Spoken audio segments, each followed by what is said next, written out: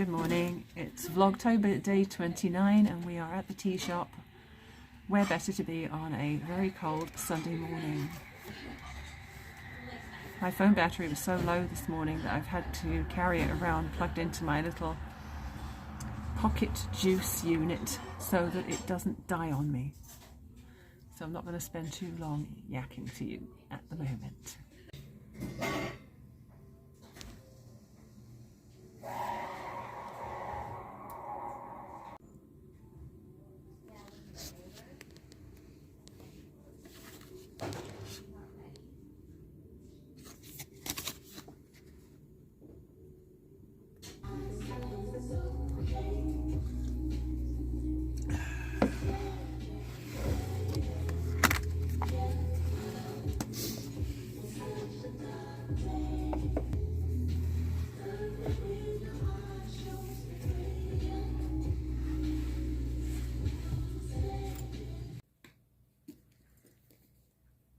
Back home, and I just wanted to tell you about this book I read. This is one of the books I picked up at the library yesterday, and I burnt through it mostly last night. I just had to finish the last little bit this morning. So needless to say, I enjoyed it. It's called How to Walk Away by Catherine Center. So in this story, the young woman who's the main character, she really has hated flying or dreaded flying for her whole life. Her boyfriend, who she's hoping will propose, takes her up for a flight in a small plane because he's just learnt to fly. He hasn't taken his final license yet, so he's not fully qualified. And something bad does happen, and things progress from there. Oh, what happened to my screen just went really dark. Whatever. So obviously something bad happens, and the book is all about what happens subsequent to that. It's a little predictable in places. There's a little bit of romance. It's a little unpredictable in places. And it does have a really heartwarming way of dealing with what happens to her. I like the way it ends. So I devoured this book. So if you're looking for a novel, you might want to try this one. Once we got home from the tea shop, I had some avocado toast for lunch and finished my library book.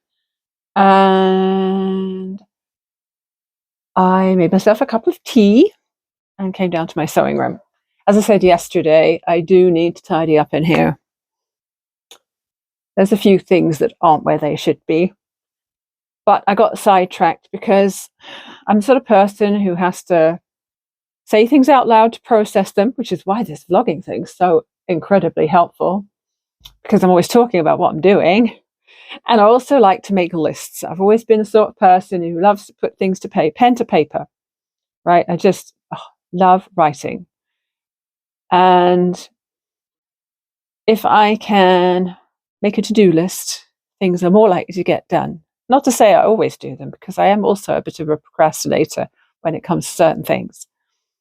But I do like a to-do list, and even better, crossing things off to-do lists. So, because I've gone and covered up my whiteboard over here in batting to make a design wall for when I made that quilt a month or two ago, I'm having to use paper. The write-on wipe-off board was working great, but then I went and covered it up. I could probably roll up that batting and have it just out of the way for now. But that's more effort than I'm willing to put in. So I have written a list. Considering I am now whipless, in other words, work in progressless, I needed a plan. I have plans for this Christmas cross stitch that I bought from Thread and Paper recently. It's that little dog, which looks like a candy cane. Maybe, or dog coloured like a candy cane. Anyway, that is going to be something which I'm probably going to start tackling later in November. It's not a thing for now, but I want to have it on my to-do list. Then I have my knitting. I just decided that the last of my, well, not the last, it's not going to take much, but this sweater I made in the Scapious Truly Scrumptious Aran in spirulina bites and acai bowl. Still got quite a bit of the green and the pink left, but I also have this honeycomb crunch colour left, which is like a mustard, which was going to be put in the sweater, but never was. This is going to be used for some cabled fingerless mitts. They call for a bulky yarn, but this is a very lofty Aran weight, I would say. It's pretty much a bulky. And I think I knitted this with a 6mm needle, so that to me is a bulky yarn. And they'll probably only take one of these balls of it, but I can always plan for something for the other one later. So I've put the Atlantic Ristas, it's called, in my queue on Ravelry and on my project page. It's been in my queue for a while. I should say I've moved it over to the project page to start imminently. So that's the knitting thing that's going to get started soon. The other thing is, I'll go and get the yarn. If I can find it. Where did I put it?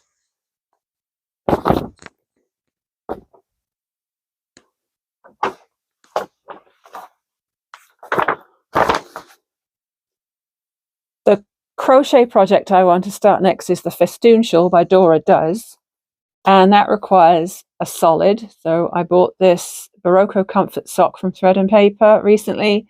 It's a tonal rather than a solid in a lovely sort of denim-y grey blue, and the festoon bits, which are the contrast bobbly bits throughout the shawl, going to be in this one.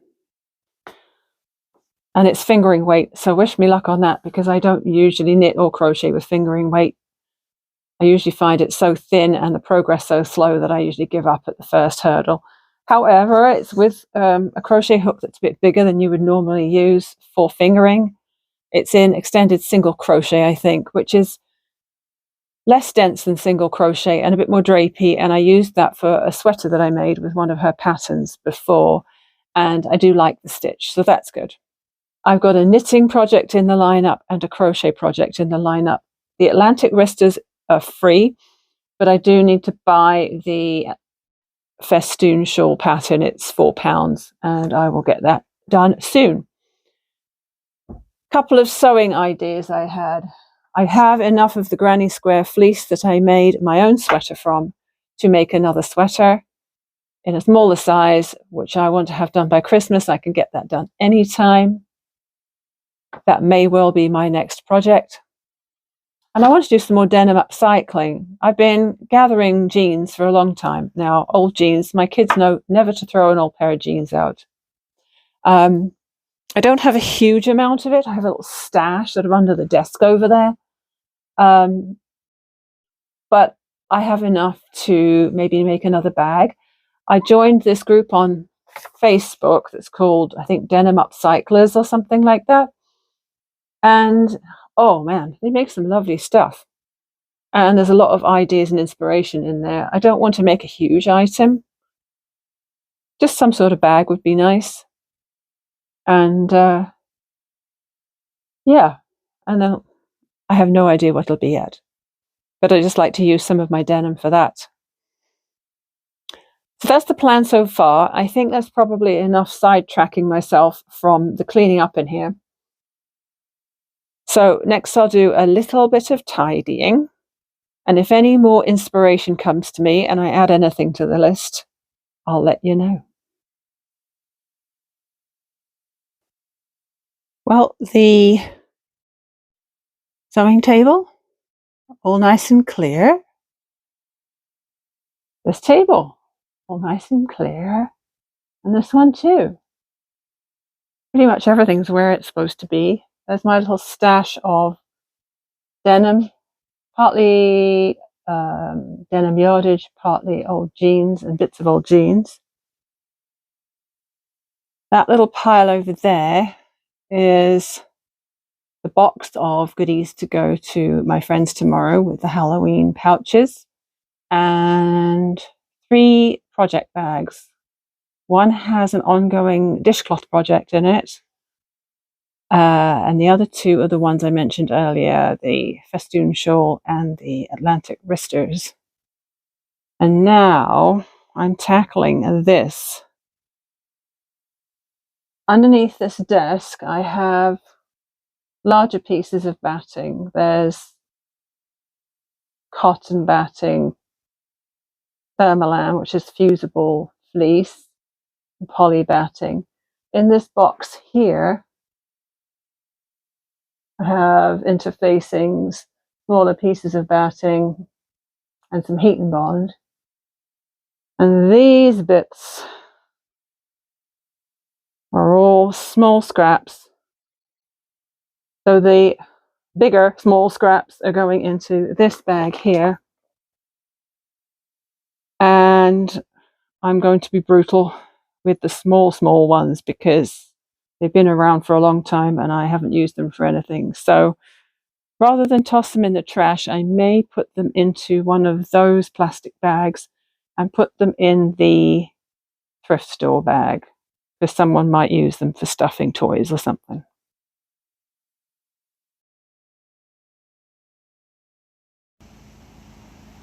I'm freezing so that I can show you how lovely the sky looks.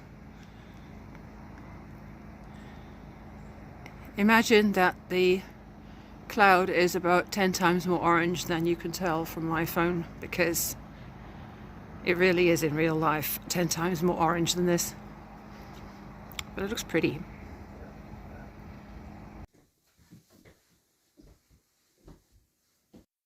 Coming to the end of the day, we're having our herbal chamomile and blend teas tonight rather than a hot chocolate. Whoops, I have my project bag here with the pattern printed out for the Atlantic wristers. Yeah, fingerless mitts basically. I've got the yarn in there, I've got the pattern in there, I've got the needles in there. My Knit Picks Caspians, that's what they're called, the blue-green ones. Blue-green, favourite colour, couldn't resist them, even though I already had another set of the rainbow ones. This bag is all set with my sock yarn in, and I've bought and printed out the pattern for the Festoon shawl. And then this bag has the dishcloth yarn in it, which I'd forgotten all about until I cleaned up today. This is one in progress. I use these dishcloths all the time.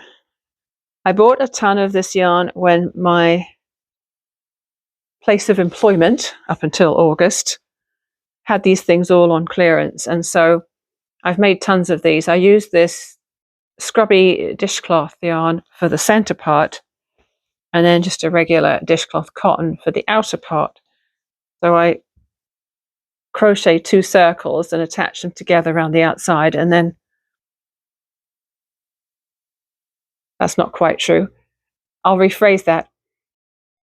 I crochet 2 circles for the inside, and then I join them together with the first round of the cotton. And I don't know, I eyeball it. I don't make them the same every time. But they are so useful because they scrub and wipe. So they do it all. So seeing as this one's so close to being finished, I'm going to work on that one now. And that will be that guy. And then probably my next one will be the 2 shades of purple together. I may have even more. I've got orange and yellow in the scrubby and the cotton there, but I think there might be more downstairs. I bought a lot of this stuff when it was super cheap. So I added a few seconds of our dinner tonight, which was a ramen noodle thing. It was the recipe I originally got from Lauren Toyota's Vegan Comfort Classics. And you make a broth and then discard a whole bunch of vegetables and then add the noodles and stuff to the broth, and then you add things on top like sweet potato and things. And then there's this sauce in the very bottom she calls puree, which is tahini and soy sauce and rice vinegar and miso. And you put a glob of that in the bottom of the bowl, then you put your broth in and your noodles, and then you put whatever you like on top. And I've done it differently every time, but it's really good, really good. And it all went, no leftovers. I also made some pumpkin donuts tonight because I set up a Halloween event for tomorrow morning with some friends. I'm not sure exactly who's going to be coming, but I made these pumpkin donuts from a recipe I think just came up online somewhere, and I can't even remember what the source was. I just took a screenshot of it. And I made one batch of 8, and we tested one, and it was pretty good. So I made another batch, and then I put the frosting on, or glaze. So right now my kitchen countertop is covered in glaze. They're just finishing off their cooling, and then I'm going to put them in a container overnight. They're pretty good. I made them with regular wheat flour rather than gluten-free. I don't think anyone's coming tomorrow who is gluten-free. I did ask in the group, but nobody responded. So that's it for tonight. I'm going to drink my tea and carry on crocheting on this dishcloth. And thanks for watching, and I'll see you tomorrow.